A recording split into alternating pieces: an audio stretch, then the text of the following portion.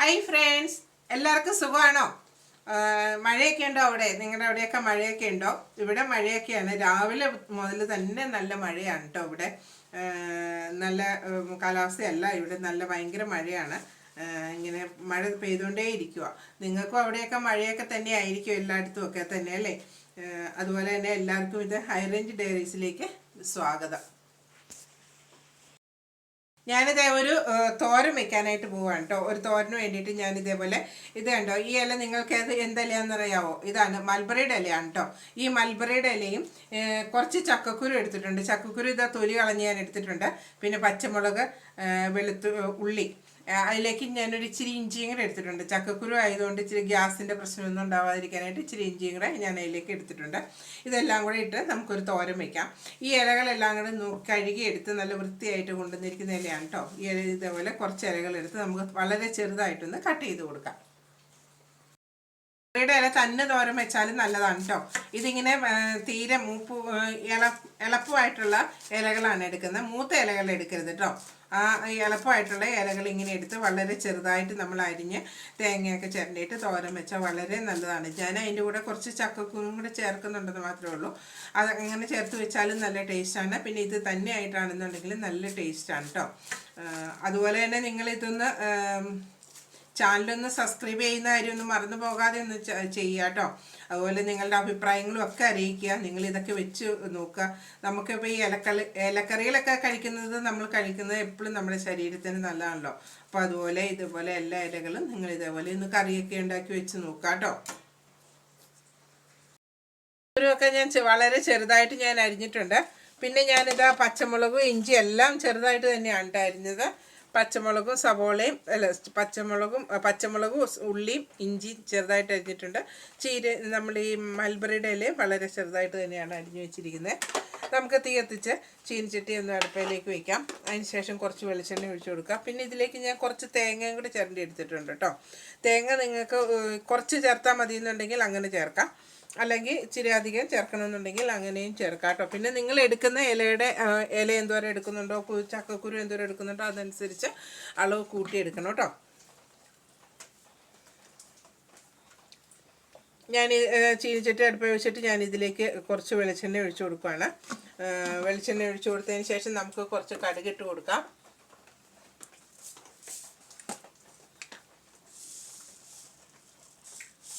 അതിലേക്ക് ഞാൻ കുറച്ച് കടുക് ഇട്ട് കൊടുത്തു. കടുക് ഒന്ന് പൊട്ടി വരുമ്പോഴത്തേക്ക് നമുക്ക് ബാക്കിയുള്ളതെല്ലാം ഒന്ന് ചേർത്ത് കൊടുക്കാം.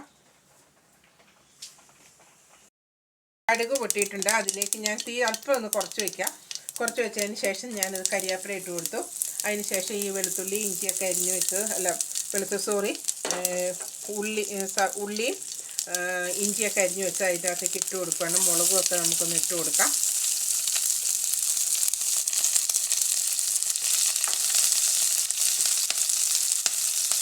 ഇതെല്ലാം ഇട്ട് കൊടുത്തതിന് ശേഷം ഒന്ന് വാടി വരണം.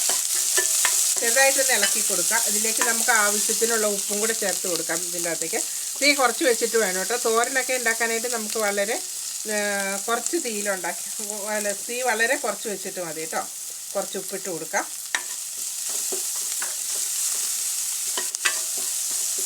ഇതിലേക്ക് ഞാൻ അല്പം മഞ്ഞൾപ്പൊടിയും കൂടെ ഇട്ട് കൊടുക്കുകയാണ് കേട്ടോ. ഇപ്പം തന്നെ മഞ്ഞൾപ്പൊടിയും കൂടെ ഇട്ട് കൊടുക്കുകയാണ്.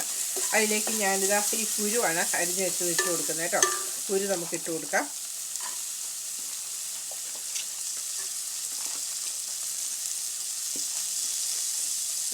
ചക്കക്കുരു ഇട്ട് കൊടുത്തു. പിന്നെ ഞാൻ അതിൻ്റെ മേളിലേക്ക് ഈ അരിഞ്ഞ് വെച്ചിരിക്കുന്ന ഈ ഇലയും കൂടെ, മൽബറിയുടെ ഇലയും കൂടെ ഞാൻ ഇതിലേക്ക് ഇട്ട് കൊടുക്കുകയാണ്. ഇതിന് നമുക്ക് ചെറിയൊരു കഴുകിയൊക്കെ വെച്ചേക്കുന്നത് കൊണ്ട് നമുക്കിതിനൊരു നനവുണ്ടാവുമല്ലോ. അപ്പോൾ അത് മതിയാവും. ആ നനവും മതി നമുക്കിതെല്ലാം വേവാനായിട്ട്. ചെറു തീയിൽ നമുക്കിത് വേവിച്ചെടുത്താൽ മതി കേട്ടോ. ഇച്ചിരി നേരം എടുക്കും നമുക്ക് വേവിച്ചെടുക്കാനായിട്ട്. എല്ലാം തീ കൂട്ടി വെച്ച് കഴിഞ്ഞാൽ പെട്ടെന്ന് ഇത് കരിഞ്ഞു പോവുകയും ചെയ്യും കേട്ടോ. അതിലേക്ക് ഞാൻ കുറച്ച് തേങ്ങയും കൂടി ഇട്ട് കൊടുക്കുകയാണ്. തേങ്ങയൊക്കെ നിങ്ങളുടെ ആവശ്യത്തിന് ഇട്ട് കൊടുക്കാം കേട്ടോ.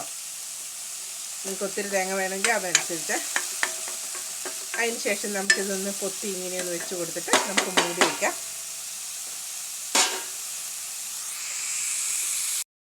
നമുക്കിതൊന്ന് ഇളക്കി ഒന്ന് തുറന്ന് നോക്കാം കേട്ടോ.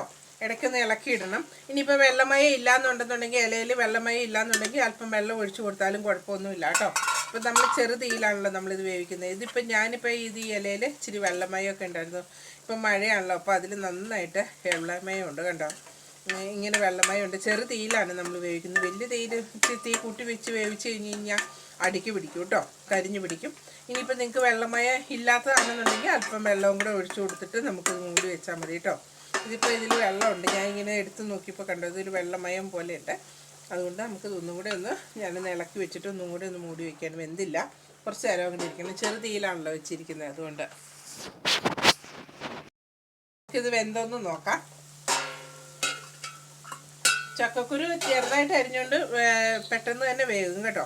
ഇനിയിപ്പോൾ മുഴുത്തായിട്ട് അരിഞ്ഞാൽ ചക്കക്കുരു മാത്രം വെന്തോന്ന് നോക്കിയാൽ മതി. ഇലയൊക്കെ ആണെങ്കിൽ ഇലക്കൊക്കെ ഒരു ആവി കയറിയാൽ മതിയല്ലോ. ഇപ്പം നമ്മൾ ഉപ്പുമൊക്കെ പാകത്തിനുണ്ടോ എന്ന് നോക്കണം കേട്ടോ. അതിന് ശേഷം ഇത് ചക്കക്കുരുവൊക്കെ വെന്തിട്ടുണ്ട്. ഇല പെട്ടെന്ന് ഒരു ഒരു ആവി കയറിയാൽ മതി ഇല എടുക്കാനായിട്ട് കണ്ടോ. അത്ര ഇല അരിഞ്ഞിട്ടും കുറച്ച് സാധനമേ ഉള്ളൂ. ഇത് നമുക്കൊന്ന് പതുക്കെ ഇങ്ങനെ ഒന്ന് തോർത്തിയെടുക്കണം.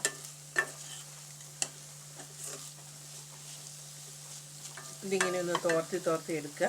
കാരണം ഇത് നമ്മൾ ഒട്ടും വെള്ളം ചേർത്തിട്ടില്ല. എന്നാൽ പോലും ആ ഇല കഴുകിയൊക്കെ എടുക്കുമ്പോൾ നമുക്ക് അതിൽ വെള്ളം ഉണ്ടല്ലോ, അതുകൊണ്ടാണ് ഇങ്ങനെ വരുന്നത്. ഇനിയിപ്പോൾ ഇത്രയും പോലും വെള്ളമയം വേണ്ടാത്തവർക്ക് ഇല ഒന്ന് ഉപ്പി ഒരു തോർത്തൊക്കെ വെച്ചിട്ട് ഇല അതിലേക്ക് ഇട്ടൊന്ന് ഉപ്പി എടുത്ത് കഴിഞ്ഞ് കഴിഞ്ഞാൽ ഒട്ടും വെള്ളമയം കാണില്ല.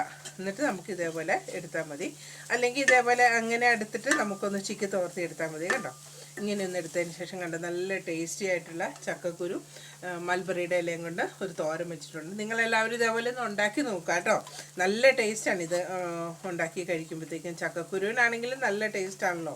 അതുപോലെ തന്നെയാണ് മൽബറിയുടെ ഇലയ്ക്കും. ഇത് രണ്ടും കൂടെ കൂട്ടി ഒന്ന് തോരൻ വെച്ച് നിങ്ങൾ കഴിക്കുക കേട്ടോ. Thank you.